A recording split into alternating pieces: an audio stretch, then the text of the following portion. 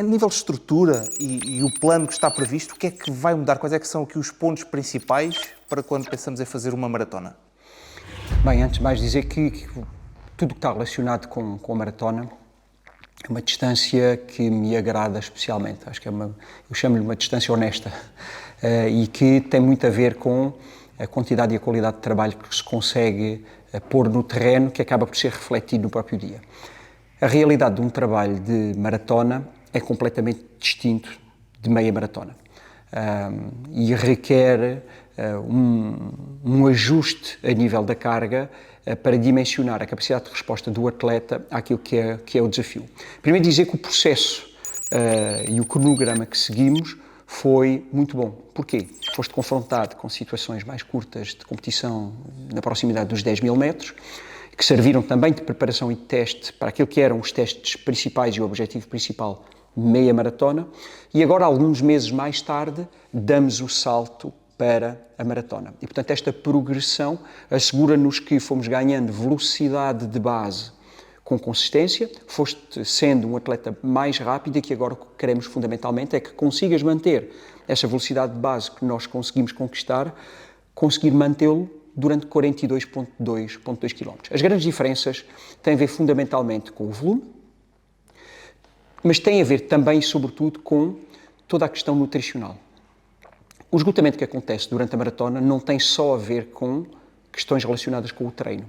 Mesmo que um atleta passe por um processo de treino que seja muito bem construído, que seja muito bem concretizado e que a taxa de concretização do atleta que tenha sido elevada, se o atleta não tiver um plano nutricional adequado, seja naquilo que é o processo de preparação, como também, sobretudo, no próprio dia da competição, a maratona não vai correr bem.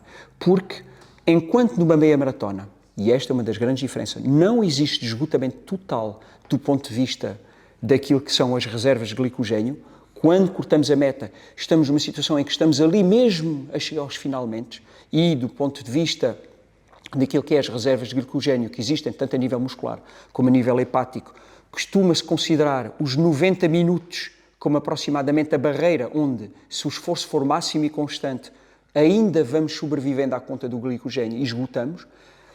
No teu caso, tu cortaste a meta com menos de 90 minutos, com menos de 1h30 e, portanto, não esgotaste totalmente e mesmo assim já sentiste algumas dificuldades na parte final. E, portanto, dizer que uma das grandes diferenças a nível daquilo que é a maratona e a meia maratona é que não é só multiplicar por 2 a distância, é considerar que acontece uma série de processos na maratona que nunca chegam a acontecer durante a própria meia maratona. E eu tenho reparado, obviamente, que agora não só estou a acrescentar volume, mas existem mais do que um treino por dia. E há dias em que existe uma ativação e durante a parte da tarde existe um workout, nomeadamente, por exemplo, umas séries, e de manhã um esforço menor, uma corrida de 50 minutos de zona 1, por exemplo, e há certos dias que é o inverso. Qual é que é aqui o motivo para tu introduzires esses 2 treinos no dia e qual é que é a ordem, o porquê que é feito assim? Muito bem. O primeiro motivo dos bidiários é o quê? É conseguirmos dividir a carga para conseguirmos, de alguma forma, manter qualidade nos treinos sem que seja um treino que seja demasiado longo. Sempre que entramos em treinos acima de 1h30, acabam por ser treinos que têm determinado tipo de objetivos que são muito específicos. Realizar 2 treinos de 45 minutos é completamente distinto do que realizar um treino de 90 minutos. E, portanto, o que procuramos com os treinos bidiários é, naturalmente, aumentar a carga global, mas manter também a qualidade dessa carga global. Esse é o primeiro. Relativamente à tua segunda questão, mas porquê que afinal em alguns dias que temos bidiários aparecem treinos que eu considero treinos de ativação e porquê que em outros dias eu coloco um segundo treino que acaba por ser um treino no final do dia como segunda unidade? O treino de ativação, tal como se chama, é um treino que permite um pré-aquecimento, permite nós conseguirmos colocar a funcionar tudo aquilo que vai ser necessário para o esforço a seguir, principalmente quando temos repetições que são relativamente violentas. Se reparares no teu planeamento agora, quando tens o treino de ativação de manhã, aquele treino em jejum, acaba por anteceder aquilo que são trabalhos para desenvolvimento do VO2 máximo. E, portanto, tem que se solicita que estejas pronto para ir rápido, porque um teste de zona 5 de VO2 máximo acaba por ser uma intensidade extremamente violenta.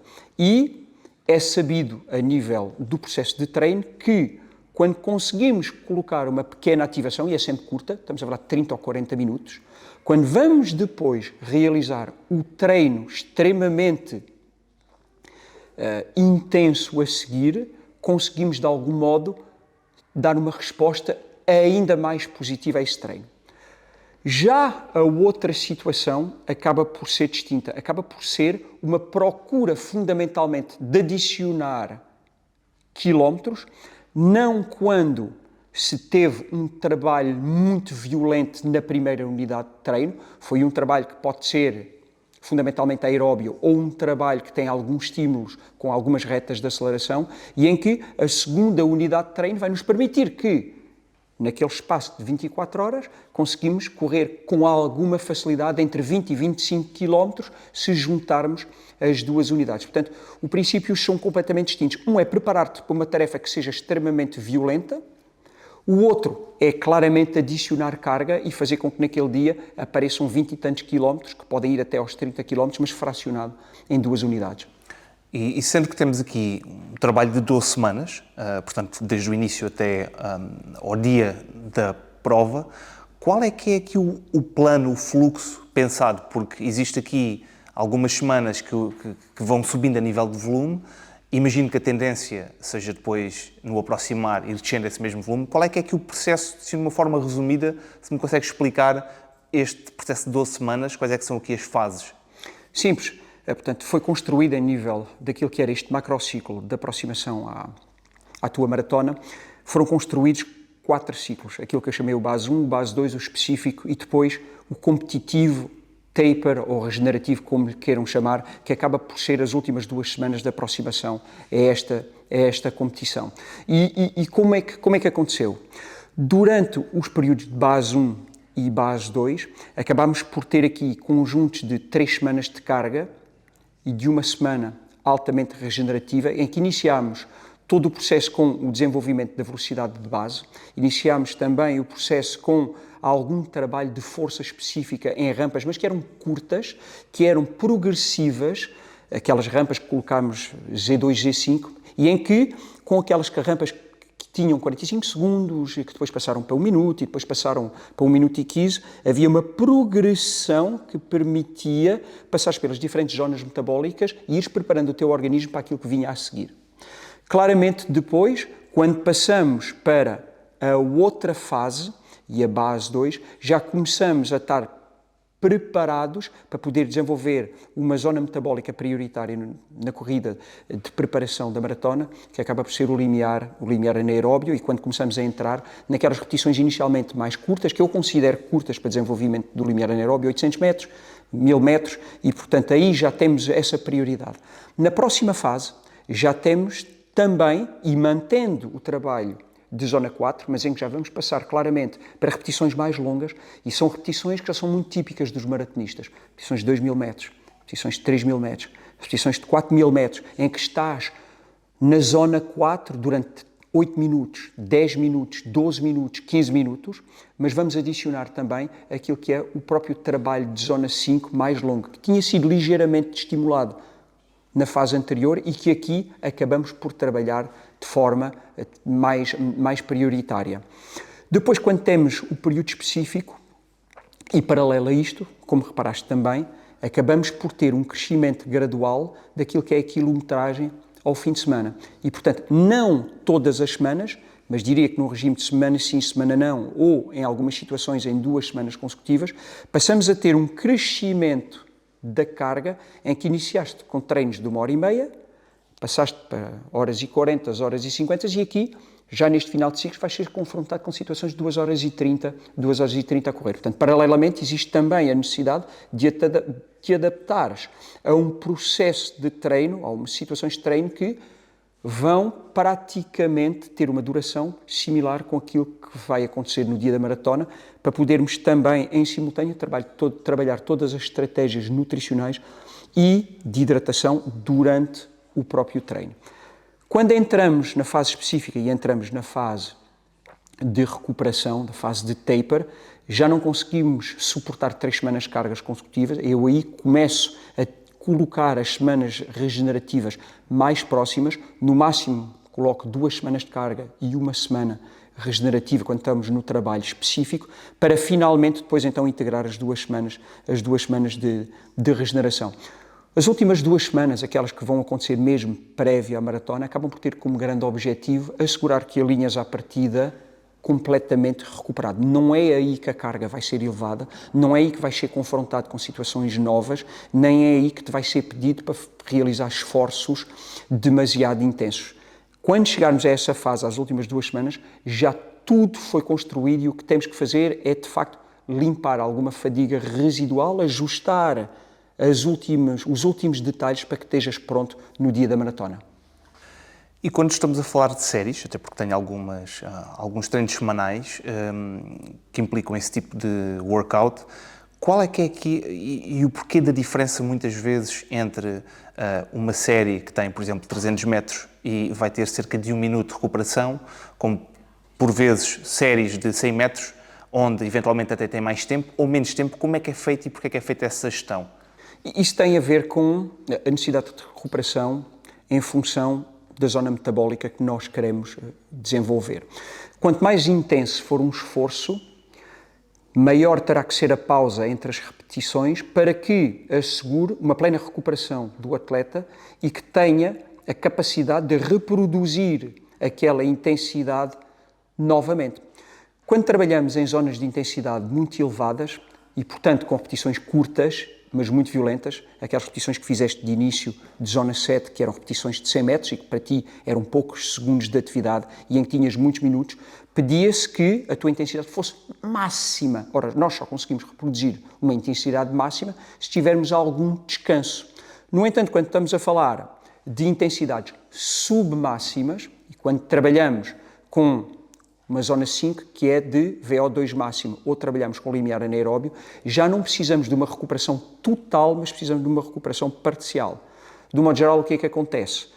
Para os trabalhos prioritários de VO2 máximo, costuma-se utilizar uma recuperação entre repetições que é aproximadamente o mesmo tempo da repetição, por isso é que em repetições de 300 metros podes ter 50 ou 60 segundos de recuperação, que é mais ou menos o tempo que tu demoras também a realizar a repetição, ou quando realizas repetições em zona 5 de 400 metros, acabas por ter 1 minuto e 15 aproximadamente de pausa. Já quando trabalhamos com repetições na zona 4 para o limiar anaeróbio, o que se utiliza aproximadamente é 1 minuto de pausa para cada 4 a 6 minutos dentro daquela intensidade. E por isso é que existe uma variação muito grande das pausas em função daquilo que é o objetivo de cada uma das repetições.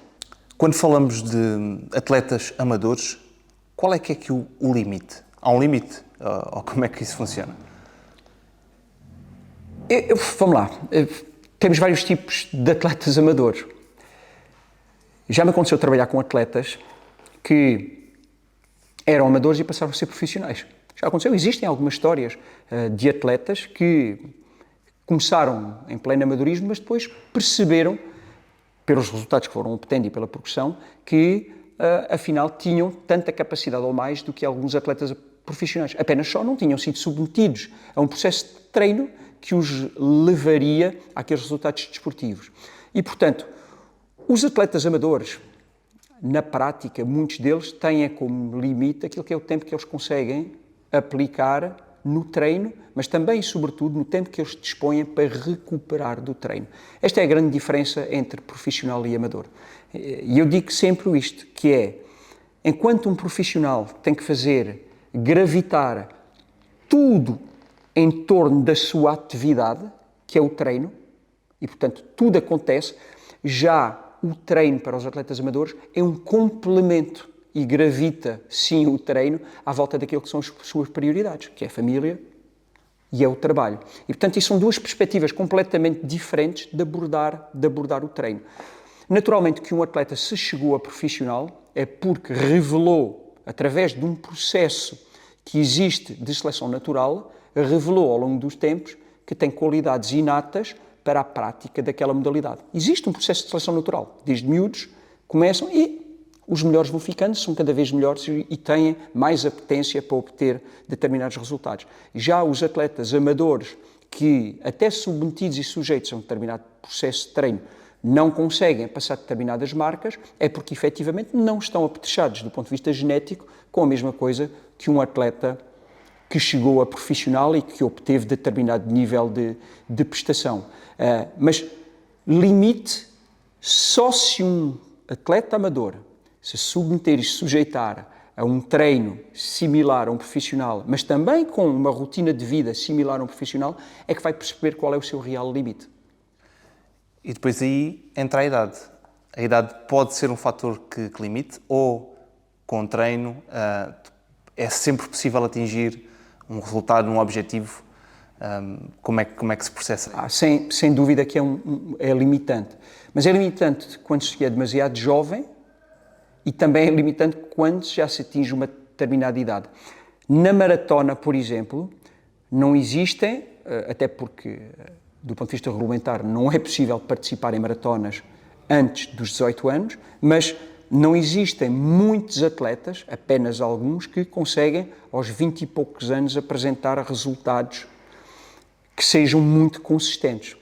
Um ou outro caso de africanos, que são casos excepcionais, que aos 20 e poucos anos aparecem na maratona, mas a maior parte dos atletas maratonistas vem num processo de amadurecimento e de sequência da sua carreira desportiva, até que acabam por terminar na maratona, mas quando já passaram por muitos deles, e a minha opinião é que deviam passar por esse processo, por um processo de pista, de formação do atletismo, que lhes deu uma velocidade de base tão grande que quando eles se convertem à estrada têm efetivamente muito mais facilidade em atingir determinadas marcas. E o fator psicológico aqui é um componente tão relevante quanto o treino, o reforço muscular, ou seja, a forma como nós encaramos o exercício e a capacidade que temos de aguentar alguma possível dor e pensar no objetivo em peso, qual é que é a importância disto? É muito grande. Eu não tenho dúvidas que o ser humano funciona por motivação. E eu costumo dizer que quando estamos altamente motivados, todas as desculpas e mais algumas são utilizadas para nós conseguirmos arranjar forma de ir treinar. Mesmo que naquele dia pareça que não se devesse treinar, porque está efetivamente um tempo lá fora que não lembra a ninguém, porque apareceu aquele toque, porque temos que sair da cama muito mais cedo, mesmo estando cansados, mas a motivação está lá, a componente psicológica forte está lá e nós é só seguir essa motivação. Quando a motivação não está, o processo é contrário. Todas as desculpas são boas para não se fazer.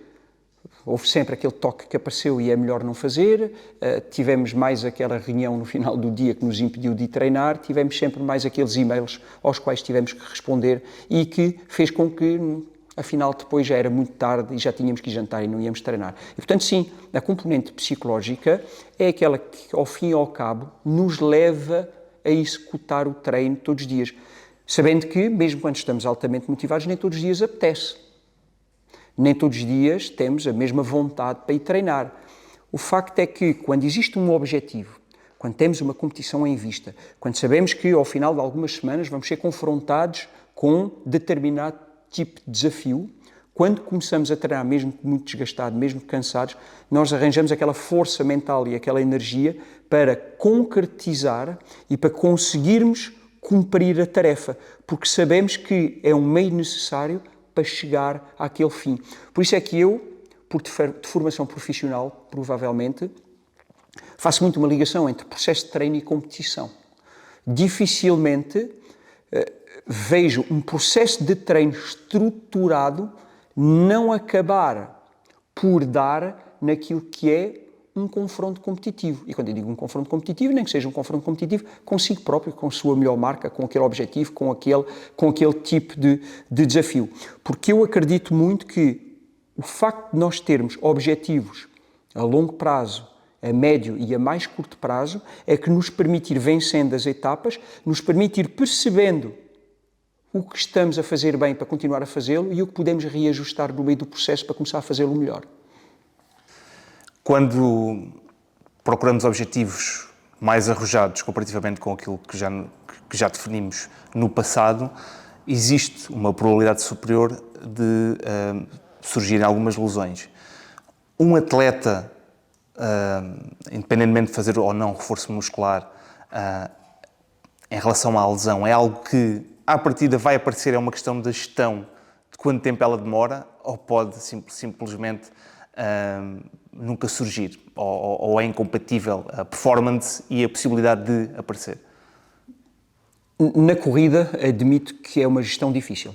Diria que é a modalidade, e eu que sou também, sobretudo, treinador de triatlo e tenho que lidar com 3 modalidades em uma, onde surge a maior parte das lesões é na corrida, efetivamente. O impacto acaba por ser o fator diferenciador. Existem algumas lesões de natação, mas que têm a ver com um uso demasiado elevado, digamos assim, das articulações e que podem ser pequenas lesões nos ombros.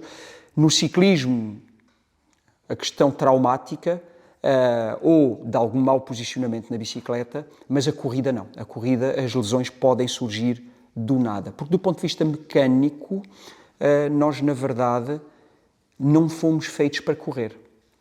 Pior, nós estamos a perder o hábito de correr. Eu que já planei treino e acompanho atletas há várias décadas, nomeadamente na corrida, tenho percebido isso, e se eu fizer um balanço frio de cada década que passa, é cada vez mais notório. Enquanto há 35 anos atrás, quando eu comecei a planear treino de forma mais sistemática, quase todos os atletas que me apareciam tinham uma forma natural de correr. Eram corredores naturais. Eram pessoas que, mesmo sem terem praticado atletismo, já tinham sido confrontadas com frequência com situações de corrida.